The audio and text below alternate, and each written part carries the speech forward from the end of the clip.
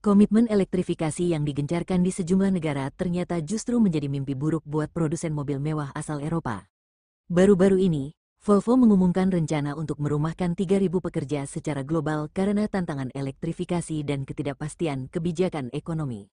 Porsche juga bakal memutus hubungan ribuan pekerja, menjelaskan bahwa adopsi mobil listrik yang lambat mengharuskan mereka lebih banyak menawarkan model kendaraan bermesin konvensional. Agar bisa tetap bersaing, Porsche mengembangkan kendaraan alternatif lain yang juga ramah lingkungan, seperti hibrid dan PHEV, plug-in hybrid electric vehicle. Manufaktur mobil mewah itu menegaskan bakal melakukan perubahan adaptasi perencanaan produk dan korporat guna merespon lambannya fase transisi.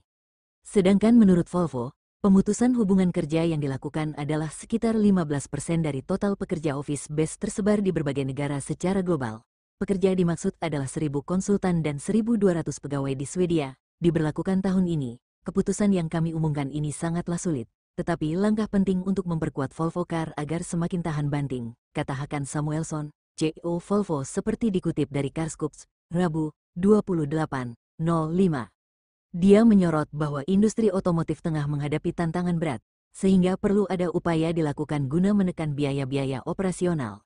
Sementara itu, tahun lalu Volkswagen turut mengambil langkah serupa. Rencananya akan ada lebih dari 35.000 pekerja di Jerman dirumahkan per 2030. Sekadar informasi, berbagai merek lain seperti Tesla, Ford, serta Mercedes-Benz turut mengalami tekanan dari gempuran mobil listrik Cina. Pada hasil riset terbaru dari IMDFRI, Future Readiness Indicator, Otomotif 2025, posisi Tesla sebagai produsen otomotif terinovatif sejak 2019 harus digeser oleh BYD. Merek besutan Elon Musk itu dikepung brand Cina lain yaitu Li Auto dan Geely. Entitas lain dinilai kurang responsif di tengah gejolak pasar otomotif. VW dan Stellantis tak cukup gesit mengantisipasi perubahan industri otomotif global, kata Howard Yu, Profesor Manajemen dan Inovasi serta Direktur Pusat Kesiapan Masa Depan IMD dalam keterangan resminya. Faktor yang membuat merek Cina unggul adalah gencarnya ekspansi teknologi dan perluasan jaringan pabrik tersebar di negara global. Kemudian langkah pengembangan mobilnya cenderung berbeda dari merek lain, karena difokuskan pada software serta integrasi digital. Hal tersebut memudahkan konsumen dalam berbagai hal. Misal, beberapa mobil Cina tak mewajibkan pelanggan membawa kendaraannya ke bengkel apabila ada komponen yang perlu diperbarui, sebab dapat dilakukan secara OTA alias over the air.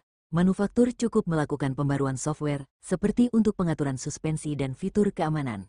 Di Indonesia, merek Cina kerap menghadirkan inovasi guna memikat konsumen. Terbarunya adalah menghadirkan PHEV, plug-in hybrid electric vehicle, dengan harga murah.